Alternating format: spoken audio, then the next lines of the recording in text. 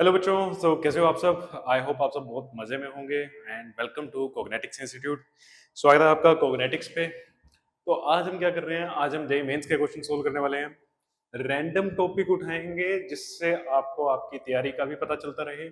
जैसे आज हम डिस्कस करेंगे फ्रिक्शन के क्वेश्चंस। ठीक है, तीन क्वेश्चन मैं डिस्कस करने वाला हूँ और फिर ऐसे ही छोटी छोटी वीडियोस ये रहेंगी। आपके कॉन्सेप्ट्स मैंने कहा था मैं हम पक्के करते हुए चलेंगे।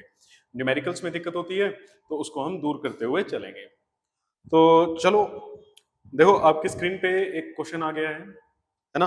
A block of mass 40 kg slides over a surface when a mass of 4 kg suspended through an inextensible massless string.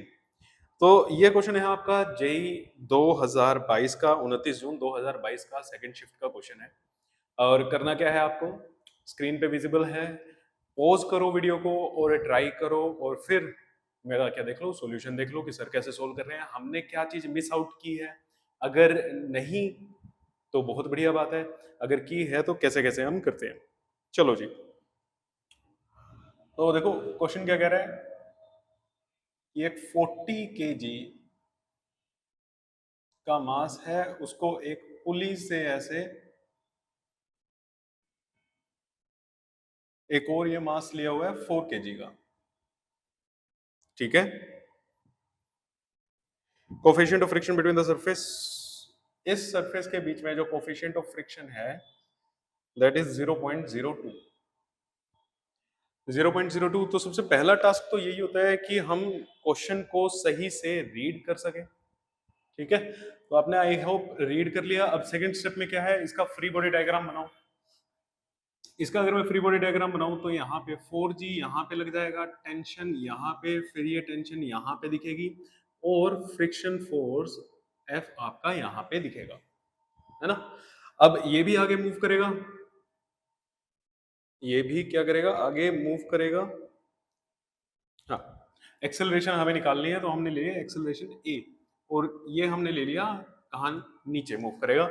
अगर किसी बच्चे को अभी ये डाउट है कि सर ये नीचे नहीं जाएगा, डायरेक्शन कैसे हम ले रहे हैं एक्सेलरेशन की, तो डायरेक्शन से कोई मैटर नहीं करेगा आपका, सिर्फ अगर आंसर नेगेटिव में आ जाता है। ठीक है, अगर आपने डायरेक्शन ऊपर ले ली, इधर ले ली, तो आपका आंसर क्या आ जाएगा, नेगेटिव में आ जाएगा और इससे ज्यादा कोई फर्क इस पे पड़ने नहीं वाला। चलो जी, अब इक्वेशन बनाएं इसकी।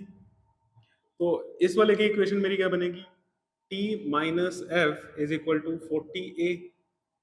इसकी इक्वेशन क्या बनेगी, 4g minus T is equal to 4a। Sir आपने दोनों की एक्सेलरेशन सेम क्यों ली है? कोई मेरे को इसका रीजन बताएगा? कमेंट करके रीजन बताओ। अच्छा, जो भी टॉपिक आपको करना होता है उसको भी कमेंट कर दिया करो।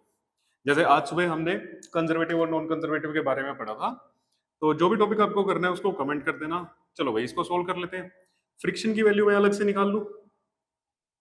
फ्रिक्शन मेरा क्या हो जाएगा, mu into N, that is mu की वैल्यू है 0.02, एन की वैल्यू क्या हो जाएगी, एन इधर और नीचे दैट इज 40g। तो 40 इंटू 10, तो ये कितना आ गया, 8। फ्रिक्शन हमारा कितना आ गया, 8 न्यूटन।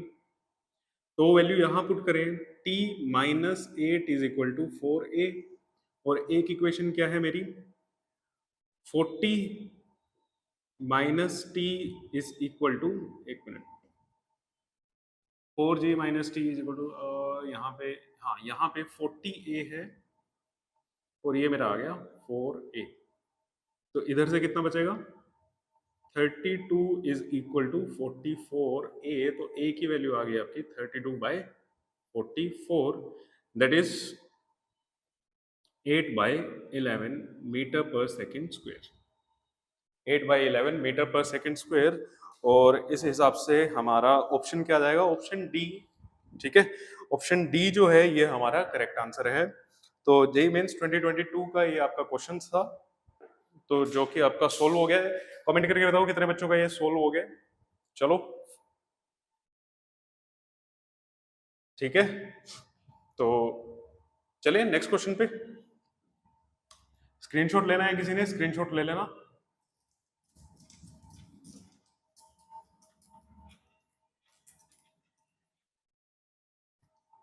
चलो जी, और थर्ड वाला क्वेश्चन जरूर करके जाना। थर्ड वाला क्वेश्चन बहुत ज्यादा इंपॉर्टेंट है। ठीक है, यहाँ पे बच्चे बहुत गलती करते हैं। सेकंड क्वेश्चन आपकी स्क्रीन पे आ गया। हाँ, तो क्या करना है, वीडियो को पॉज करो और अटेम्प्ट करो इसको। A 2 kg block is pushed against a wall, vertical wall by applying, चलो इसका डायग्राम बना लेते हैं। एक ये वर्टिकल वॉल है, 2 kg का यहाँ पे ब्लॉक है, इस पे 50 न्यूटन का फोर्स ऐसे किया जा रहा है, मीन्स इसको ऐसे पुश किया जा रहा है, और एक एक्सटर्नल फोर्स यहाँ पे एफ भी लग रहा है। चलो पढ़ लेते हैं। हॉरिजॉन्टल फोर्स लग रहा है, तो coefficient of static friction between the block and the wall, block और वॉल के बीच में, मतलब यहाँ पे जो आपको म्यू की वैल्यू दी हुई है वो है 0.5। A force F also applied the vertical with the maximum value of F so that the block does not move upward। भैया सबसे मैक्सिमम वैल्यू कितनी होगी कि ये ऊपर मूव ना करे, ठीक है, ये ऊपर मूव नहीं करना चाहिए। तो अगर इसकी अब दिक्कत क्या होती है, ठीक है, फ्रिक्शन की दिक्कत आ जाती है, फ्रिक्शन की डायरेक्शन कहाँ बनाए, तो बॉडी की टेंडेंसी देख ला करो। अगर ये फोर्स लगा के इसको हम ऊपर की तरफ लेके जा रहे हैं, तो फ्रिक्शन मेरा किस साइड लगेगा बेटा, फ्रिक्शन मेरा नीचे की तरफ लगेगा, एफ, ठीक है। अब इस बॉडी पे देखो, इसका डायग्राम देखना, 2g इस पे नीचे लग गया, फ्रिक्शन इस पे ऐसे लग गया, एफ इधर, और एन की वैल्यू मेरी इधर आ गई, ठीक है। ये 50 न्यूटन है, 50 न्यूटन मेरा इधर आ गया, तो एन इस पे इधर की तरफ लग जाएगा। तो ये इसका क्या हो गया, फ्री बॉडी डायग्राम हो गया। अगर फ्री बॉडी डायग्राम आपका मैच कर चुका है तो बढ़िया बात है। चलो फिर हमें मैक्सिमम वैल्यू ये निकालनी है, सो दैट फोर्स, ये जो ब्लॉक है मूव ना करे, मूव नहीं करना चाहिए, means F is equal to 2g plus friction, और फ्रिक्शन की वैल्यू कितनी आएगी, mu into N, that is 0.5 into N की वैल्यू कितनी आ गई 50, तो ये आ गया हमारा 25, तो 20 प्लस 25 दैट इज 45 न्यूटन। तो ये मैक्सिमम फोर्स इस पे लग सकता है। अगर तुम 45 न्यूटन तक का फोर्स इस पे लगाते हो तो ये बॉडी ऊपर की तरफ मूव नहीं करेगी, ठीक है।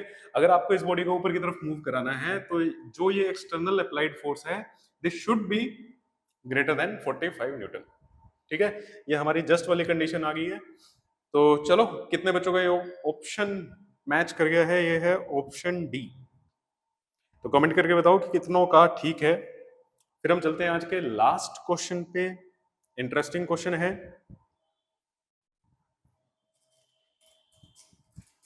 चलो जी, लास्ट क्वेश्चन आपकी स्क्रीन पे आ गया होगा, है ना। A block of mass m slide down a rough inclined plane with a constant velocity। एक ब्लॉक है, m मास का कोई एक ब्लॉक है, slides down a rough inclined plane with a constant velocity। Velocity हमें दे दी है constant. Angle made by the incline with the horizontal is theta. Magnitude of contact force, तो हमें यहां पे बताना है कांटेक्ट फोर्स कितना रहेगा। इंटरेस्टिंग क्वेश्चन है, बढ़िया क्वेश्चन है, गलतियां होने के चांसेस हैं, बिल्कुल है, ठीक है। तो आओ, सबसे पहला काम क्या होता है हमारा, फ्री बॉडी डायग्राम। तो इसका एक mg इधर आ जाएगा, ये एंगल थीटा है, तो ये एंगल भी क्या हो जाएगा, थीटा हो जाएगा, this is mg cos theta. ये तुम्हारा हो जाएगा नॉर्मल, नीचे की तरफ आ रहा है, इसकी टेंडेंसी नीचे की तरफ आने की है वेलोसिटी, तो इस पे फ्रिक्शन किधर लग जाएगी, इधर इस पे फ्रिक्शन लग जाएगी, और इधर वाला फोर्स क्या हो जाएगा हमारा, mg sin थीटा। क्लियर है। पूछा क्या है, कांटेक्ट फोर्स, ठीक है। कांटेक्ट फोर्स मींस मेरे को नॉर्मल रिएक्शन निकालना है, कांटेक्ट फोर्स यही होता है ना। तो मेरे को क्या निकालना है, नॉर्मल रिएक्शन की वैल्यू निकालनी है। तो नॉर्मल रिएक्शन की वैल्यू मेरी क्या आ जाएगी, mg cos theta, mg cos theta. और ये ऑप्शन कौन सा मैच कर रहा है, ऑप्शन नंबर बी। ठीक है, ऑप्शन बी ये आपका मैच कर गया और ये ऑप्शन गलत है। ठीक है, ये आंसर क्या है, गलत है। रीजन क्या है, क्यों गलत है? अब यहां पे आपकी थ्योरी आ जाती है। कॉन्टैक्ट फोर्स आपने पढ़े हैं, कॉन्टैक्ट फोर्स कौन कौन से फोर्सेस होते हैं? कॉन्टैक्ट फोर्स क्या सिर्फ ये एन ही होता है, नॉर्मल रिएक्शन ही होता है? फ्रिक्शन आपका कॉन्टैक्ट फोर्स नहीं है? फ्रिक्शन भी तो कॉन्टैक्ट फोर्स है ना? फ्रिक्शन भी तो आपका कॉन्टैक्ट फोर्स है। जब आपने एंगल ऑफ फ्रिक्शन पढ़ा होगा तो वहां पे भी तो ये चीज बताई गई होगी आपको कि कॉन्टैक्ट फोर्स जब भी हम बात करते हैं तो नॉर्मल रिएक्शन और एफ दोनों की करते हैं। मतलब हमें रिजल्टेंट पूछा हुआ है। अब ये लगाओ कि ये दो फोर्स 90 डिग्री पे हैं, इनका रिजल्टेंट कुछ इधर आएगा,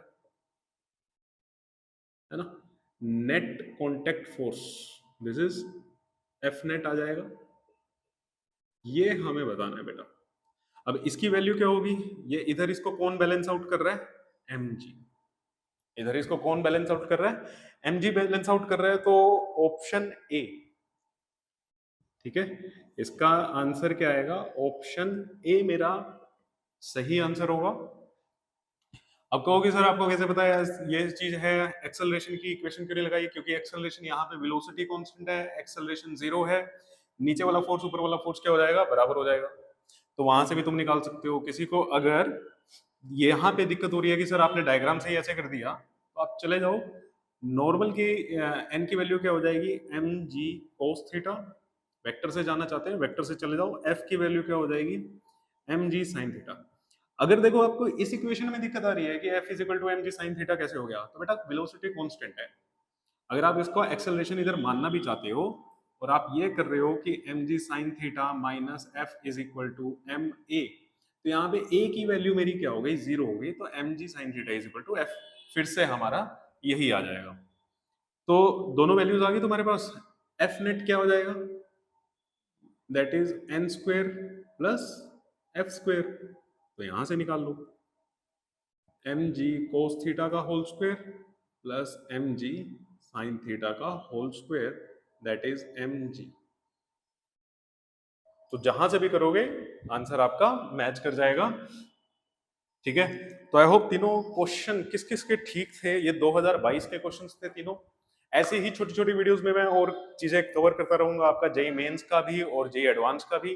तो वीडियो कैसी लगी है तो आप इसको लाइक शेयर और सब्सक्राइब कर सकते हो। जिसने अभी तक चैनल ज्वाइन नहीं किया तो प्लीज ज्वाइन कर लेना। और बहुत बढ़िया बढ़िया कॉन्सेप्ट हम सीखेंगे, फिजिक्स को सोल्व करना है यहाँ पे सीख जाएंगे। तो चलो मिलते हैं नेक्स्ट सेशन में। Thank you so much.